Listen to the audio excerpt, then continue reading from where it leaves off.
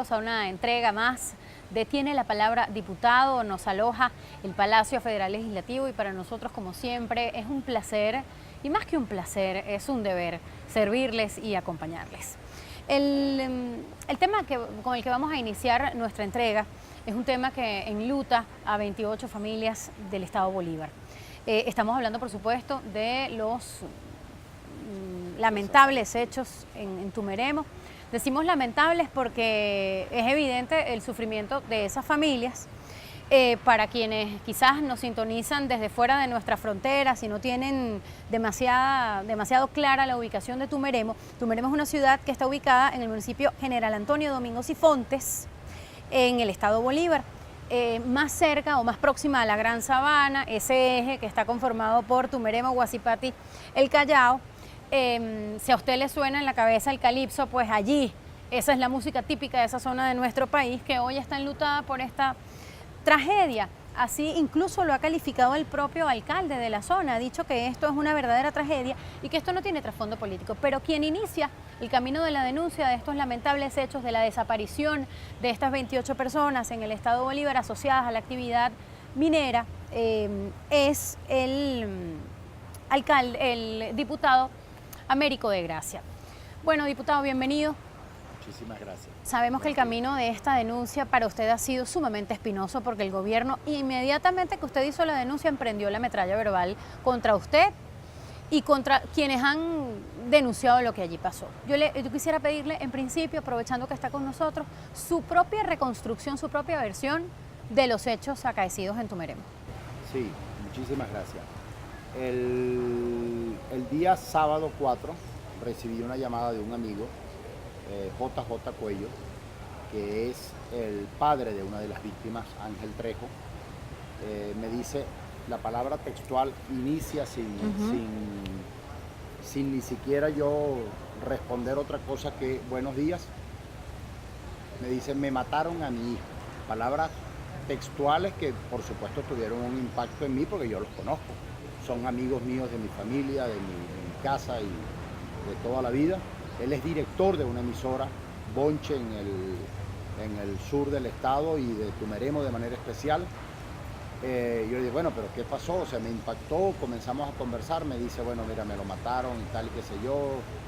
Hubo una masacre en las minas de Atenas, etcétera. Me comenzó a comentar. ¿Cuál es la actividad de esas minas, diputado, por favor? La actividad es oro, es una mina, lo que uno llama en Guayana una bulla.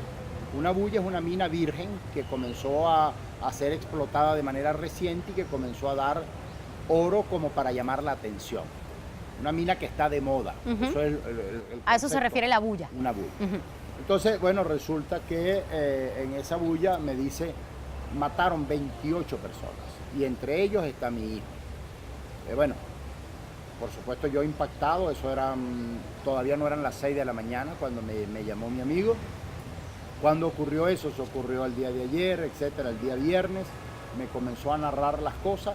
Mientras me vestía, me cambiaba. En Upata no había gasolina en ese momento, no podía salir hacia Tumeremo, porque si no hay gasolina en Upata, en Tumeremo mucho menos.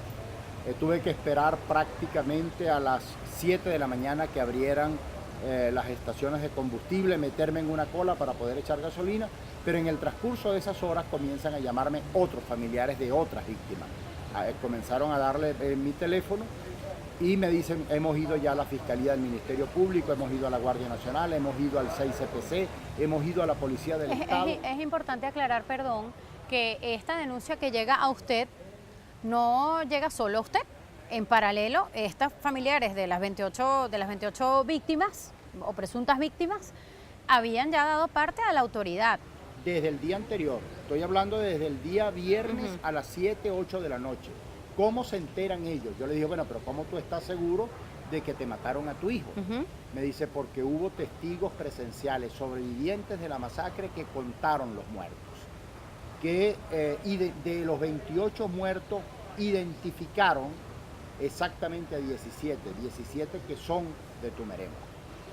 Esos muertos y esos familiares y esos sobrevivientes son parientes de los difuntos o de los desaparecidos, como se quiera informar. Y entonces narran bueno, una cosa espeluznante, no me toca a mí determinar si es verdad o es mentira, que los picaron con motosierra, que los tiraron en un camión volteo, que hoy está detenido el camión volteo en el 6 CPC de Tumeremo, donde supuestamente trasladaron los cadáveres, donde supuestamente se movilizaron para trasladarlos, según ellos, de la mina Atenas hacia la mina de Ojalata. Les decía, porque me tuve contacto posteriormente con los sobrevivientes, le decía, bueno, pero ¿cómo tú sabes que era para Ojalata? Bueno, porque ellos comentaban, nosotros estábamos tirando los cadáveres en el camión ya picados, y ellos comentaban, lleva estos para allá, y hablaban, o sea, del sitio de Ojalata. Ese es el marco referencial que tenemos de eso. O sea, un padre que te narra esto, una madre que te narra esto, no puede conmover, no puede llamar la atención de un cuerpo de seguridad o de la Policía del Estado Bolívar o de la Fiscalía del Ministerio Público o de la Guardia Nacional o del Ejército. No, no tenemos personal, no tenemos comisión, no tenemos vehículo, no le tomaron ningún tipo de declaración. O sea, ¿de qué se trata? O sea, es como si decir, mira, nos encontramos, vimos 4 perros tirados muertos en la carretera. O sea, esto no puede ocurrir. Esta no es la Venezuela donde se supone nosotros nacimos y donde no es la Guayana donde nosotros de alguna manera vivimos. ¿Podría precisar para nosotros, diputado, quién es este líder delincuencial conocido como el Topo en la zona? ¿Por qué presume usted que la banda de este señor ha participado en esta masacre? Que ya ha sido calificada además por la autoridad en la zona. El propio alcalde ha dicho que esto es una masacre, contraviniendo además lo que ha dicho el gobernador, que en días pasados aseguraba incluso que allí no había ocurrido tal tragedia, ¿no? Entonces, quisiera saber a qué asocia usted, con quién asocia usted lo que ha ocurrido allí en sus primeras investigaciones como diputado, bueno, que además tiene atribuciones para eso. La primera cosa es que lo del Topo no lo revelé yo, lo revelaron fueron los familiares, lo revelaron las fuentes y los supuestos sobrevivientes o testigos, en la que nos dicen, mira, fue el Topo, fue la banda del Topo, se dirigían a él como eso. Yo no conozco al Topo, yo no sé quién es el Topo, yo no sé cómo se llama el Topo. Dicen que es de nacionalidad colombiana, que opera en las minas de Ojalata, que es una mina cercana a Sifonte, y quiero ponerlo en 2 extremos. Uno, Atenas.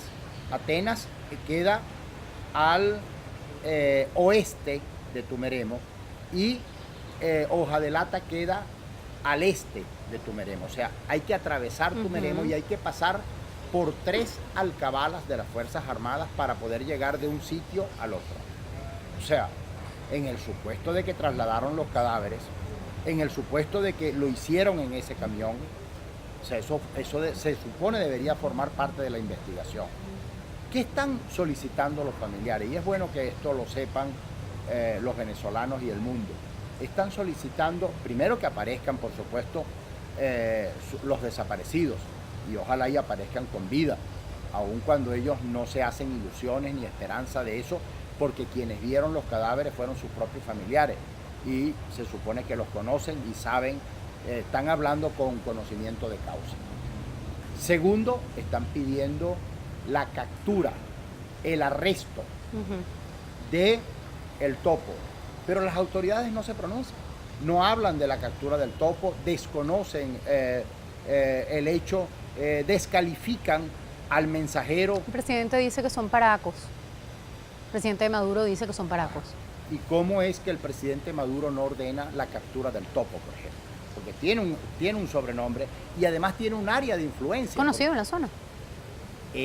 Por lo que dicen los testigos, es conocido en la zona. Casi todo el mundo allí sabe quién es. Pero hay un dato curioso que también es bueno compartir con tus televidentes. Un dato sumamente importante. El gobernador, en su primera locución para desmentir todo esto, puso Ojalata como la mina modelo dirigida por una cooperativa y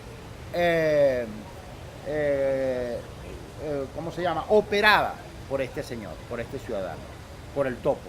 No dijo que era operada por el Topo. Cuando todo el mundo sabe que las concesiones mineras fueron suspendidas, fueron anuladas por el decreto de nacionalización del oro. ¿Quién le dio la concesión? ¿Cómo se llama la cooperativa? ¿Quiénes son los miembros de esa cooperativa? En el supuesto de que todo eso estuviese lícito y legal, ¿cuánto oro produce? ¿A quién se lo vende? ¿A qué precio lo cotizan? Porque se supone que si tú tienes una cooperativa, el órgano a quien tú debes de venderle el oro es el Banco Central de Venezuela. Eso es lo que dice la ley. Ahora que nombra el Banco Central de Venezuela, yo recuerdo una declaración reciente de Nelson Merentes asegurando que estos ingresos que le va a generar al país la explotación del oro a través de empresas extranjeras, con estas concesiones que se acaban de otorgar a empresas como Gold Reserve, van a servir para costear o para financiar cosas como las misiones, este gasto, esta inversión social del Estado. Yo me tengo que despedir, pero quisiera una reflexión suya de esto último.